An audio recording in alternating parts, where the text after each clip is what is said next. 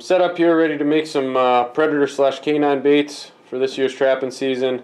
And the goal of these baits is to make them as effective as possible with materials you can either get for free or very cheap, and to make them yourself. So I have some muskrat meat that I froze from last year's trapping season, and beaver meat that I froze from last year's trapping season, and these are going to be the two bases of the baits.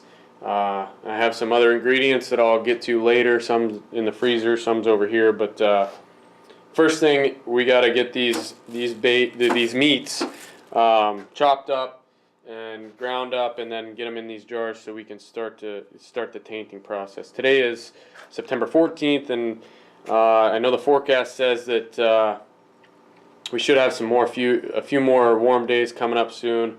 Hopefully we have enough warm days left before trapping season to get a good taint on these baits. But anyway, you do what you can with the time you have, and if we don't get it tainted all the way, these baits will just be a little bit fresher than they are tainted, which is okay as well.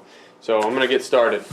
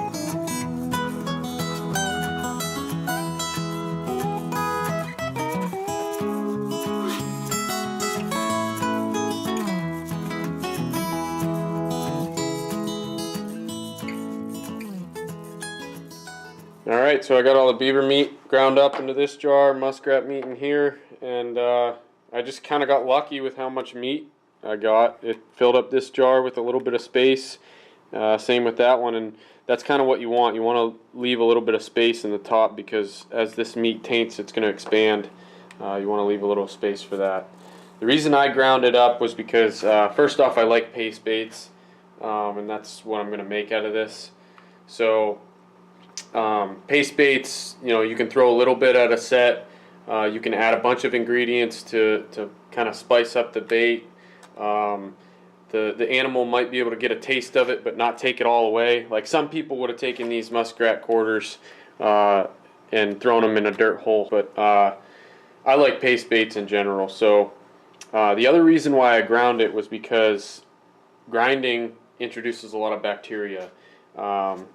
Every surface of this meat is getting mushed around, getting air pushed through it. It's touching the inside of the grinder. It's going through the blade. So there's a lot of bacteria introduced to this, and that's going to help with the tainting process. It should speed it up a little bit. So hopefully I'll have enough time to get this tainted properly.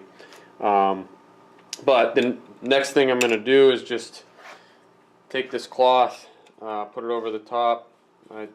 Then I kind of tighten this down just loosely.